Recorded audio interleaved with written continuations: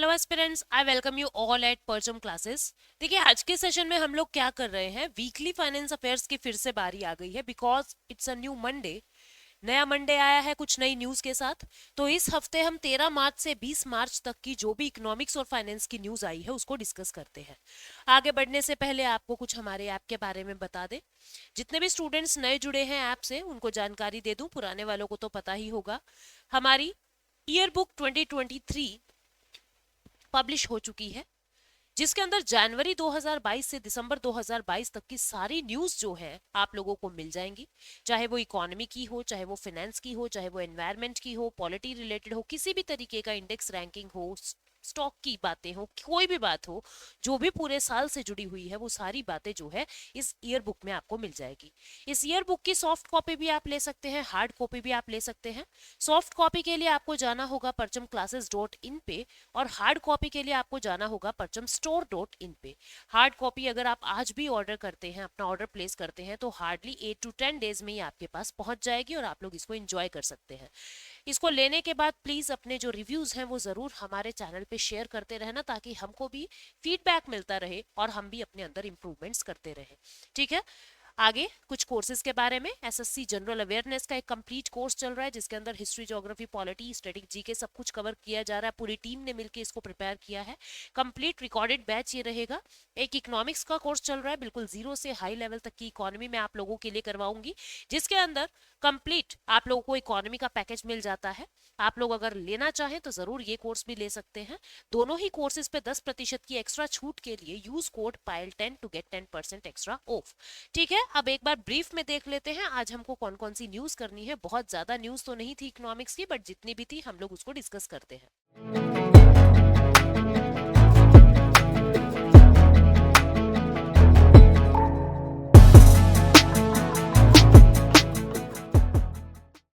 देखिए, सबसे पहले तो 15th फाइनेंस कमीशन जो है, जिसके चेयरमैन एनके सिंह है, उनके ऊपर एक इल्जाम लगा है कि आप लोगों ने बहुत ही बायस्ड होके टैक्स का डिस्ट्रीब्यूशन किया है।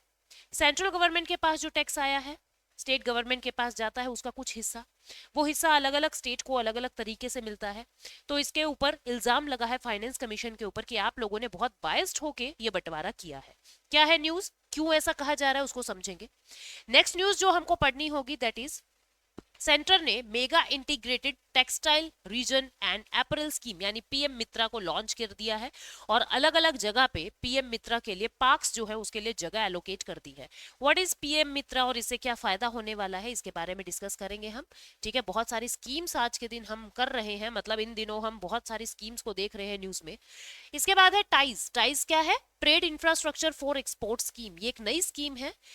Trade infrastructure for export, trade का जो इंफ्रा है वो डेवलप करना है ताकि ज्यादा से ज्यादा एक्सपोर्ट हो सके। क्या है इसकी खूबी, क्या है इसकी खामियां, क्या होगा, कौन इंप्लीमेंट कर रहा है, ये सारी बातें हम लोग पढ़ेंगे। नेक्स्ट न्यूज है, यूएन कॉन्फ्रेंस हुई है दोहा पॉलिटिकल डेवलपमेंट जिसको कह रहे हैं, लीस्ट डेवलपिंग कंट्रीज के ऊपर। ये पांचवी कन्वेंशन हो रहा है, पांचवी बार मीटिंग हो रहा है। लीस्ट डेवलपिंग कंट्रीज क्या होती हैं, उनको क्या प्रॉब्लम्स हैं, क्यों उनको एक्स्ट्रा कंसर्न की जरूरत है, इन सब के बारे में हम देखेंगे इस न्यूज के अंदर। स्मार्ट सिटी मिशन, 22 सिटीज को अब स्मार्ट सिटी मिशन के लिए अगले महीने प्रिपेयर कर दिया गया है, मतलब लॉन्च हो जाएंगी 22 सिटीज जो है वो एज अ स्मार्ट सिटी, जिसके अंदर स्टैंडर्ड ऑफ लाइफ बहुत हद तक इंप्रूव करने की कोशिश की है। ठीक है, उसके बाद सिप्री की रिपोर्ट आई है। सिप्री की रिपोर्ट में पता लगा है कि इंडिया जो है नेट इंपोर्टर है आर्म्स का, और इंडिया कितने सारे आर्म्स जो है, पूरी दुनिया भर में सबसे ज्यादा आर्म्स को इंपोर्ट जो है वो इंडिया ही कर रहा है। उसके बाद नेक्स्ट न्यूज क्या है? नेक्स्ट न्यूज है, एनएसएसओ ने एक मल्टीपल इंडिकेटर सर्वे किया है, जिसके अंदर साउथ इंडिया और नॉर्थ इंडिया के अंदर बहुत ज्यादा गैप पाया है कंप्यूटर प्रोग्रामिंग एंड कोडिंग को लेके। क्या है वो गैप, क्या है सिप्री, इसके बारे में हम सब जानेंगे। ठीक है, तो ये न्यूज है जिसके बारे में आज हमें डिस्कशन करना है। तो सबसे पहली न्यूज पे हम चलते हैं, that is 15th finance commission को जो क्रिटिक मिला है उसके बारे में हम लोग देख लेते हैं। पहले कुछ बेसिक समझ लेते हैं इसके बारे में, फिर हम डिटेल में इसको जानेंगे। देखिए, जो 15th फाइनेंस कमीशन है या जो फाइनेंस कमीशन होता है स्टूडेंट्स, जो फाइनेंस कमीशन होता है, फाइनेंस कमीशन क्या करता है, ये आर्टिकल 280 के अंदर आता है, और ये कॉन्स्टिट्यूशनल बॉडी है। क्या है? ये कॉन्स्टिट्यूशनल बॉडी है और आर्टिकल 280 के अंदर आता है। इसके अंदर टोटल 5 मेंबर्स होते हैं। एक चेयरमैन होता है, ठीक है, एक चेयरमैन और 4 अदर मेंबर होते हैं। सभी मेंबर्स को प्रेसिडेंट अपॉइंट करते हैं। प्रेसिडेंट अपॉइंट करते हैं, ठीक है, फॉर 5 इयर्स, 5 सालों के लिए प्रेसिडेंट अपॉइंट करते हैं। अभी 2020 से 2025 के लिए जो है अभी हमारे 15th फाइनेंस कमीशन चल रहा है, 15th फाइनेंस कमीशन चल रहा है। 15th फाइनेंस कमीशन के जो चेयरमैन है उनका नाम क्या है? 15th फाइनेंस कमीशन के चेयरमैन का नाम है एन.के. सिंह। एन.के. सिंह इनका नाम है, 15th फाइनेंस कमीशन के चेयरमैन का नाम है एन.के. सिंह, ठीक है। ये फाइनेंस कमीशन क्या करता है उसको समझिए। फाइनेंस कमीशन टैक्स का एलोकेशन करता है, टैक्स का एलोकेशन या मैं कहूं टैक्स का डिस्ट्रीब्यूशन करता है। टैक्स डिस्ट्रीब्यूशन करता है किस किस के बीच में? देखो, सेंट्रल गवर्नमेंट को बहुत सारे टैक्स मिलते हैं, स्टेट गवर्नमेंट को भी बहुत सारे टैक्स मिलते हैं, लेकिन सेंट्रल गवर्नमेंट को जितना भी टैक्स मिलता है उसका X% उसको स्टेट के साथ शेयर करना पड़ता है, ये जरूरी है। उसका X% स्टेट को साथ शेयर करना पड़ता है। और ये X% कितना होगा, क्या मतलब है इस X% का, कितने प्रतिशत सेंट्रल गवर्नमेंट स्टेट गवर्नमेंट के साथ अपने टैक्स का बंटवारा करेगा, ये बात बताएगा फाइनेंस कमीशन। तो 15th फाइनेंस कमीशन ने ये कहा है कि जो सेंट्रल गवर्नमेंट है वो 41% हिस्सा अपना स्टेट्स को दे देगा। कितना? 41% हिस्सा अपना स्टेट्स को दे देगा। अब देखो, दो तरीके का डिवोल्यूशन होता है, डिवोल्यूशन मतलब डिस्ट्रीब्यूशन। दो तरीके का डिवोल्यूशन होता है, एक को कहते हैं वर्टिकल डिवोल्यूशन और एक को कहते हैं हॉरिजॉन्टल डिस्ट्रीब्यूशन। हॉरिजॉन्टल डिवोल्यूशन, एक क्या होता है? वर्टिकल डिवोल्यूशन और एक होता है हॉरिजॉन्टल डिवोल्यूशन। देखो, वर्टिकल डिवोल्यूशन क्या होता है? सेंट्रल गवर्नमेंट के पास जितना भी पैसा है उसका 41% जो है वो स्टेट्स को दे देगा। एक तो ये बात याद रखो, ये ओनली स्टेट्स को देते हैं, यूटी का कोई ठेका इन्होंने नहीं ले रखा। यूटी डायरेक्ट प्रेसिडेंट चलाते हैं, ठीक है, यूटी डायरेक्ट सेंट्रल द्वारा, यूनियन द्वारा एडमिनिस्टर्ड होती है, तो ये अलग से कोई फंड नहीं देते हैं इस तरीके से। सेंट्रल गवर्नमेंट क्या करेगी, मान लीजिए इसके पास 100 रुपीज आए, उसका 41 रुपया उन्होंने स्टेट्स के लिए अलग निकाल दिया, ठीक है। अब इस 41 रुपए का बंटवारा कैसे होगा? स्टेट 1 को कितना मिलेगा, हरियाणा को कितना मिला, पंजाब को कितना मिला, गुजरात को कितना मिला, बिहार को कितना मिला, इस तरीके से 28 स्टेट्स की जो है वो सारा डिस्ट्रीब्यूशन होगा, ठीक है। जो ये अमंग स्टेट्स डिस्ट्रीब्यूशन होता है, डिस्ट्रीब्यूशन अमंग स्टेट्स जो होता है उसको हम क्या कहते हैं? उसको कहते हैं हम हॉरिजॉन्टल डिस्ट्रीब्यूशन। उसको क्या कहते हैं? हॉरिजॉन्टल डिस्ट्रीब्यूशन या हॉरिजॉन्टल डिवोल्यूशन। और जो ये total amount central government state को दे देता है उसको हम क्या कहते हैं? उसको कहते हैं वर्टिकल डिस्ट्रीब्यूशन। तो वर्टिकल डिवोल्यूशन कितना कहा हुआ है 15th फाइनेंस कमीशन ने? 41% कहा हुआ है। जितना भी टोटल सेंटर के पास आएगा उसका 41% स्टेट गवर्नमेंट को दे दिया जाएगा, और फिर उस 41 में से कौन से स्टेट को कितना मिलेगा उसका भी एक पर्टिकुलर फॉर्मूला होता है, जिसको कहते हैं हॉरिजॉन्टल डिस्ट्रीब्यूशन का फॉर्मूला, ठीक है। वो कौन कौन सी बेसिस पे डिपेंड करेगा कि कौन से स्टेट को कितना मिलेगा। देखो, इसके अंदर एक चीज तो ली जाती है, इसके अंदर एक तो लिया जाता है फॉरेस्ट कवर, ठीक है, फॉरेस्ट कवर। एक चीज ली जाती है इनकम डिस्टेंस, इनकम डिस्टेंस, ठीक है। एक चीज ली जाती है फर्टिलिटी, फर्टिलिटी, ठीक। एक लिया जाता है कि जैसे परफॉर्मेंस बेस, परफॉर्मेंस किसका अच्छा रहा है, कौन से स्टेट का परफॉर्मेंस रहा है, ठीक है, किस देश के अंदर पॉपुलेशन, किस राज्य के अंदर पॉपुलेशन कितनी है, इस तरीके से अलग अलग आधार लिए जाते हैं। अब जहां पे फर्टिलिटी रेट रिड्यूस हो गया है उसको पैसा ज्यादा मिलेगा, उसको पैसा ज्यादा मिलेगा, ठीक है। जहां पे फॉरेस्ट कवर ज्यादा है उसको पैसा ज्यादा मिलेगा। परफॉर्मेंस जिस राज्य की अच्छी है टैक्स वगैरह कलेक्ट करने में उसको पैसा ज्यादा मिलेगा, ठीक है। लेकिन अब बात क्या कही गई है, ऐसा कहा जा रहा है कि आप बाकी सब चीजों की वेटेज तो ज्यादा रख रहे हो, लेकिन जो ये फर्टिलिटी वाली बात है ना, इसको आपने बहुत कम, सिर्फ 15% वेटेज ही दिया है। आप इस बात की वैल्यू ज्यादा नहीं कर रहे हो, जिसके चलते आप बिहार जैसे स्टेट को सबसे ज्यादा पैसा दे रहे हो, इसको 7% दे रहे हो, जबकि कर्नाटका को बेचारे को 0.03% मिल रहा है। बोले ये क्या बात हुई? साउथ इंडिया इतना पढ़ा लिखा है और उसके बावजूद वहां पे इतना कम डिवोल्यूशन आप लोग कर रहे हैं, बिकॉज वहां की फर्टिलिटी कम है। अब बिहार जैसे राज्य की फर्टिलिटी इतनी ज्यादा है, वहां पे इतने सारे पॉपुलेशन है, उसके बावजूद भी तुम उसको पैसा दे रहे हो इतना सारा। इसका मतलब तो हम पागल हैं क्या? हम अगर फर्टिलिटी को रिड्यूस करने पे अपना दिमाग खराब कर रहे हैं, हम अपना दिमाग खर्च कर रहे हैं, हम पागल हैं क्या? साउथ इंडिया वालों का ये कहना है। बोला इससे तो यही अच्छा हुआ कि बिहार की तरह हम भी पॉपुलेशन की भरमार कर दें फिर। इसका मतलब क्या हुआ कि यहाँ पे क्रिटिक जो है वो इल्जाम लगा रहे हैं फाइनेंस कमीशन पे कि आप लोग बायस्ड हो रहे हो। आपने फर्टिलिटी को तो बहुत कम इंपॉर्टेंस दिया है, जबकि बाकी चीजों को आप बहुत ज्यादा इंपॉर्टेंस दे रहे हो। ठीक है, तो ये सारा मुद्दा है जो मैंने आपको बताया। अब एक एक करके सारी बातें हम डिस्कस कर लेते हैं। ये क्या कह रहा है? कह रहा है तमिलनाडु को केवल 29 पैसे मिल रहे हैं। कितने? 29 पैसे मिल रहे हैं केवल। तमिलनाडु को केवल 29 पैसे मिल रहे हैं, जबकि उत्तर प्रदेश को 2.73 रुपए मिल रहे हैं, बिहार को 7 रुपीज मिल रहे हैं, अगर हम 100 रुपए की बात करें तो। ठीक है, इतना ज्यादा भेदभाव दो स्टेट्स के बीच में हो रहा है। ये क्या कह रहा है? कैसे डिस्ट्रीब्यूशन होता है, क्या फॉर्मूला है?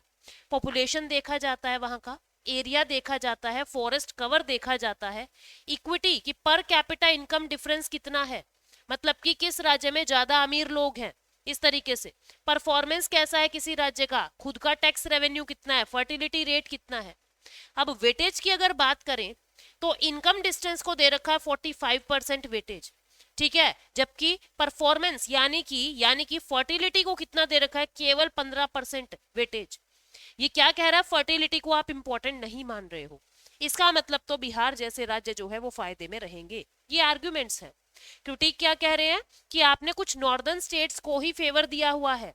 ठीक है, साउदर्न स्टेट्स जो कंसिस्टेंटली अपना फर्टिलिटी को रिड्यूस करता जा रहा है, फाइनेंस कमीशन उसका सक्सेसिवली कमीशन यानी उसका डिस्ट्रीब्यूशन भी सक्सेसिवली रिड्यूस करता जा रहा है।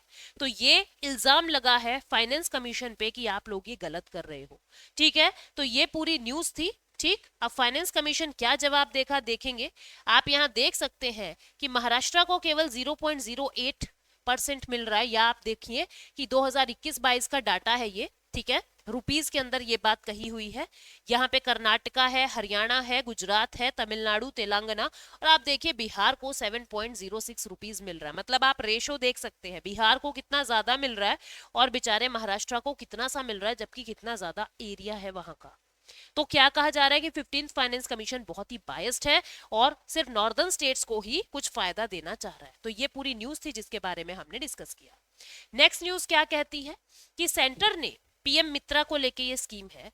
सेंटर ने तमिलनाडु में, तेलंगाना में, कर्नाटका में, महाराष्ट्र में, गुजरात में, मध्य प्रदेश में और उत्तर प्रदेश में, इन कुछ स्टेट्स के अंदर टेक्सटाइल पार्क्स को सेटअप कर दिया है पीएम मित्रा स्कीम के चलते। पीएम मित्रा का पूरा नाम देख लीजिए। पीएम यानी प्रधानमंत्री mega integrated textile regions and apparel. ये क्या कह रहा है? टेक्सटाइल रीजन्स एंड अपैरल को एक पूरी वैल्यू चेन एक ही जगह स्टैब्लिश हो जाएगी, ऐसे पार्क्स को स्टैब्लिश किया जा रहा है। पार्क ये वो फूल पत्तियों वाला झूलों वाला पार्क नहीं है, मतलब एक ऐसी लोकेशन जहां पे आपको पूरी टेक्सटाइल की वैल्यू चेन की सारी चीजें एक ही जगह मिल जाएगी। वहीं पे वीविंग है, वहीं पे स्पिनिंग है, वहीं पे डाइंग है, वहीं पे कटिंग है, वहीं पे टेलरिंग है।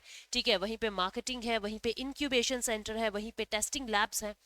यही चीजें, मतलब कि आपको अलग अलग घूमना नहीं है, आपका लॉजिस्टिक्स का खर्चा खत्म हो जाएगा और फिर यहीं से माल एक्सपोर्ट भी हो जाएगा। आपका पैसा बचेगा, आपकी फ्यूल बचेगा, इधर से उधर ट्रांसपोर्टेशन का खर्चा बचेगा, दिक्कत नहीं होगी, ईज हो जाएगा काम करने में, बच्चों को नौकरी ज्यादा मिलेगी, कॉम्पिटिटिवनेस बढ़ेगा इससे, और एफडीआई ज्यादा से ज्यादा भारत में आएगा कि इतने बड़े स्तर पे कोई काम हो रहा है तो फॉरेन डायरेक्ट इन्वेस्टमेंट अट्रैक्ट होगा। इतने सारे फायदे पीएम मित्रा स्कीम के हैं। तो क्या कहा जा रहा है, अब इसके तहत जो हमारी मिनिस्ट्री है वो अब पार्क्स को लॉन्च करने लगा है, पार्क्स को सेटअप करने लगा है। सभी के सभी पार्क्स 26-27 तक यानी 2026-2027 तक सेटअप हो जाएंगे।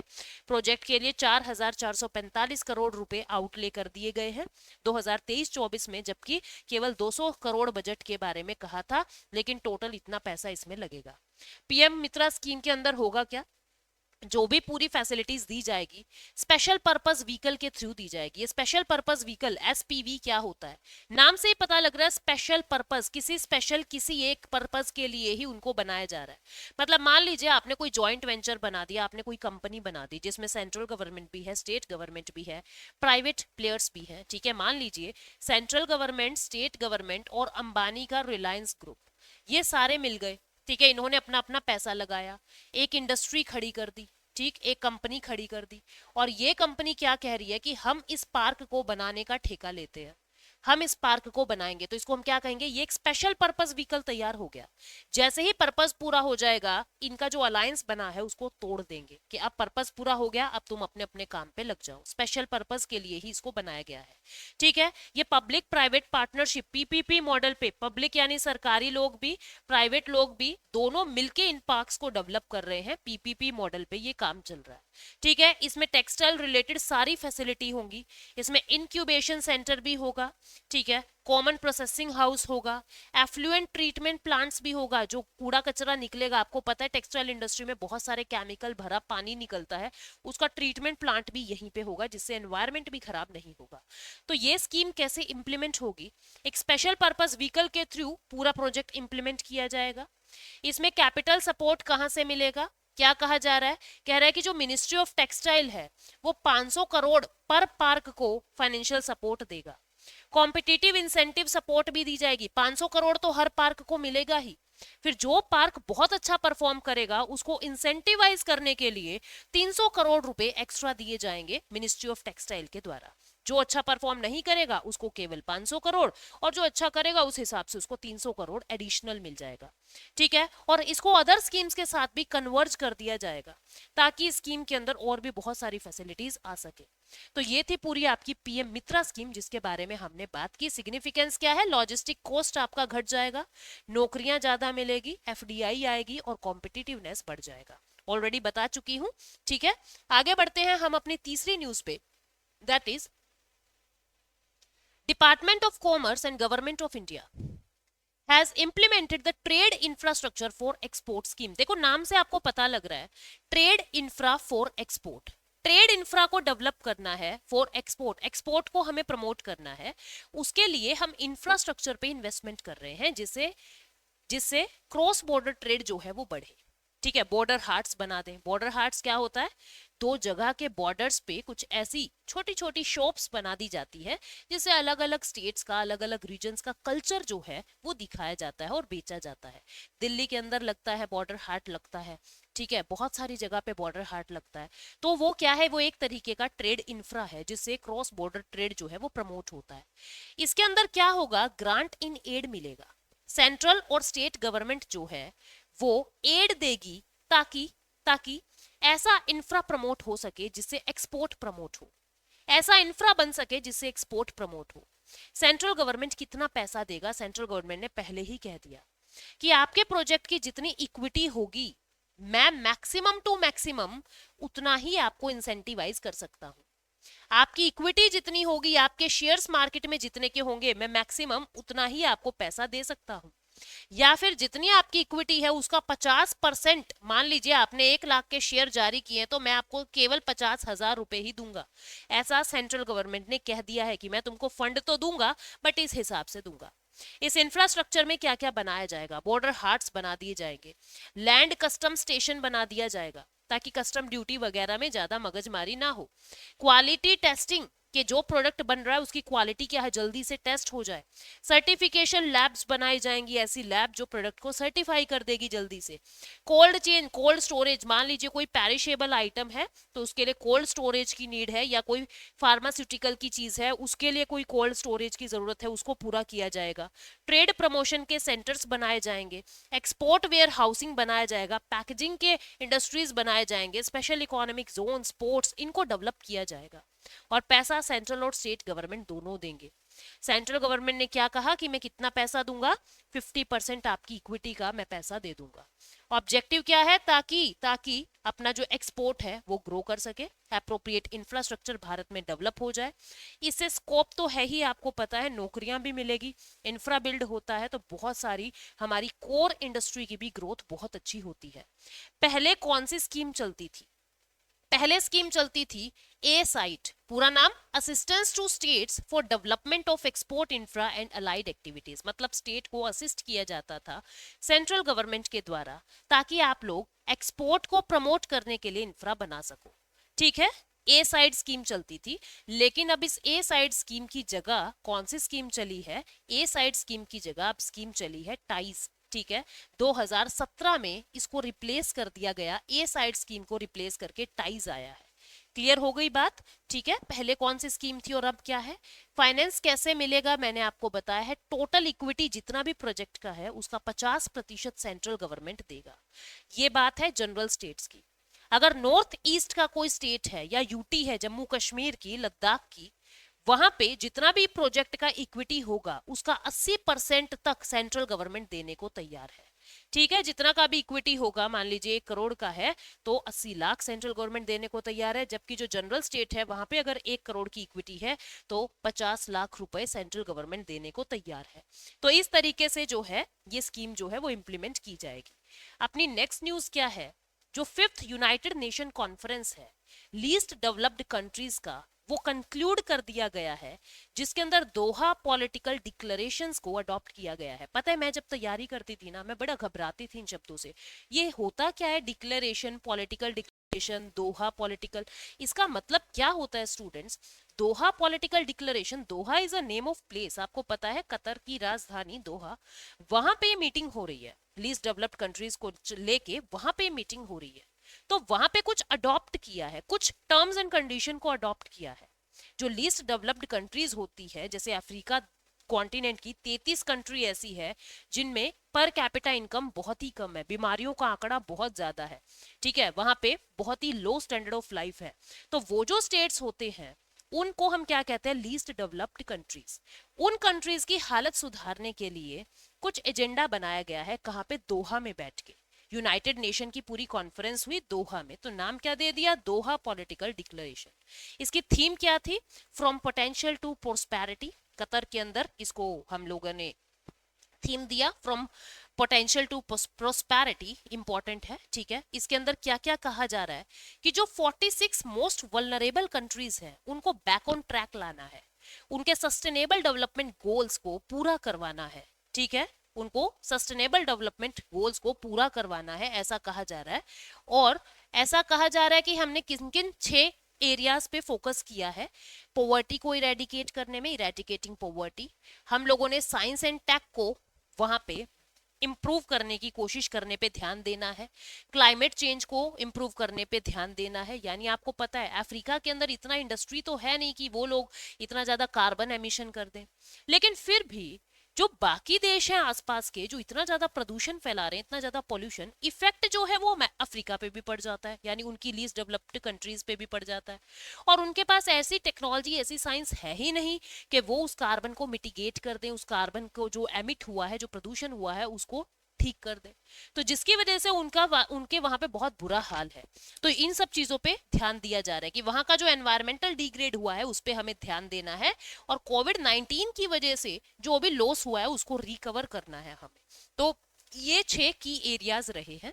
इसकी नीड क्या थी, जो 46 लीस्ट डेवलपिंग कंट्रीज हैं, कोविड-19 पैंडेमिक की वजह से, क्लाइमेट क्राइसिस की वजह से, इनइक्वालिटी की वजह से, कर्ज के दबाव की वजह से, डेट बर्डन की वजह से और इकोनॉमिक शॉक्स की वजह से बहुत ज्यादा बुरी हालत में ये 46 नेशन है, ठीक है। कार्बन डाइऑक्साइड कंट्रीब्यूट तो ये मिनिमल करते हैं, बहुत कम कंट्रीब्यूशन करते हैं कार्बन डाइऑक्साइड का, लेकिन क्लाइमेट चेंज का इनके ऊपर इंपैक्ट बहुत पड़ रहा है। ये 33 अफ्रीकन नेशंस हैं, ठीक है, जिसके अंदर इनएडिक्वेट लिक्विडिटी है, मतलब पैसा नहीं है, ठीक, और इनके अचीवमेंट्स हमको पूरे करने हैं। सस्टेनेबल डेवलपमेंट रिपोर्ट के अंदर इनका आंकड़ा भी हमको ऊपर लाना है।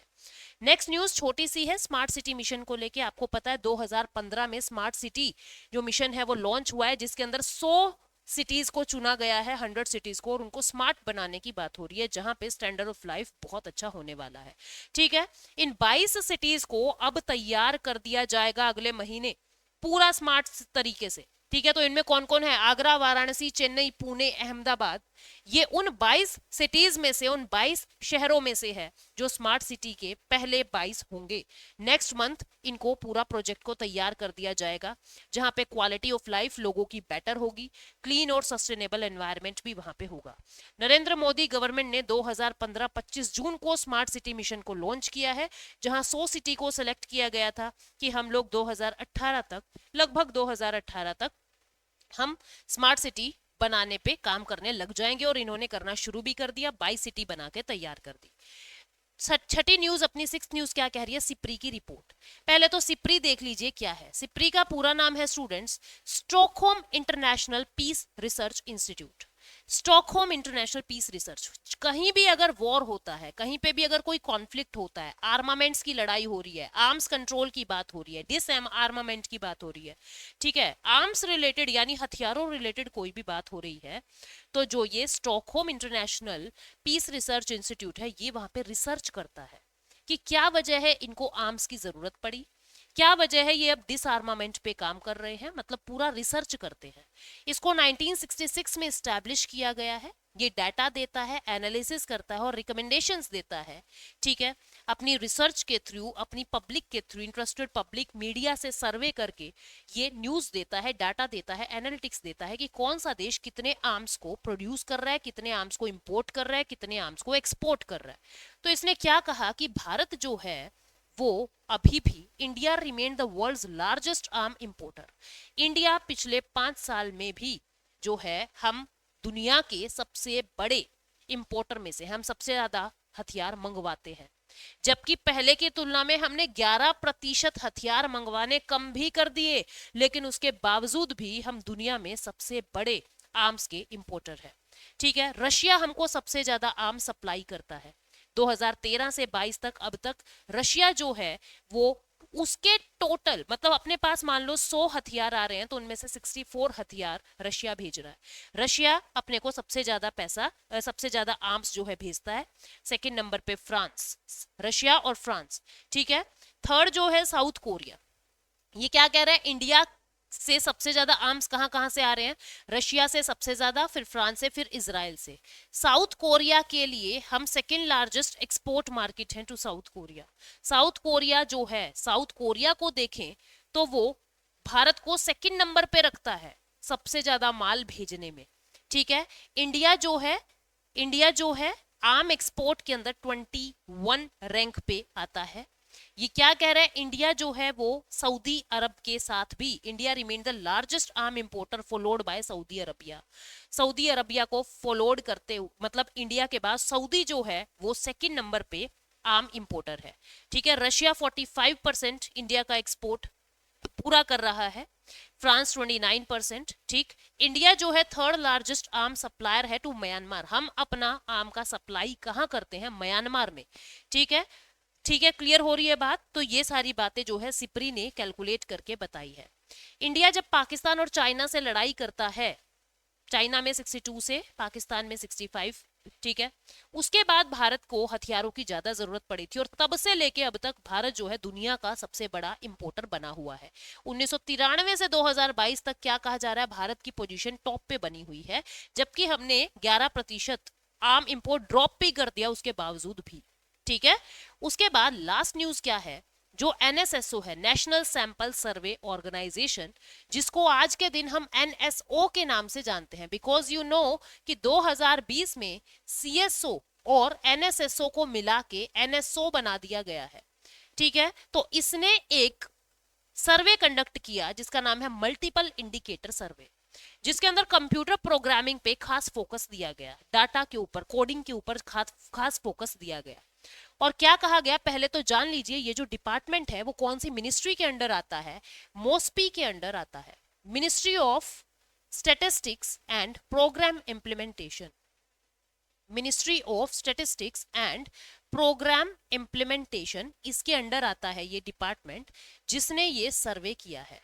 और इस सर्वे में क्या कहा गया है, सर्वे ने ये कहा है कि इस मंथ के अर्लियर में इसने ये रिपोर्ट दी है जिसके अंदर क्या कहा गया है कि 9.8% of people aged between 15 to 29 in Kerala जो भारत में सबसे ज्यादा है, ये प्रोग्रामिंग को कर सकते हैं। मतलब कि 15 से 29 वर्ष के बच्चे ही हैं, यूथ तो हुए भी नहीं, 15 से 29 वर्ष के बच्चे, लगभग 10% बच्चे जो हैं वो कोडिंग कर सकते हैं, वो प्रोग्रामिंग कर सकते हैं केरला के अंदर, जो इंडिया में हाईएस्ट है।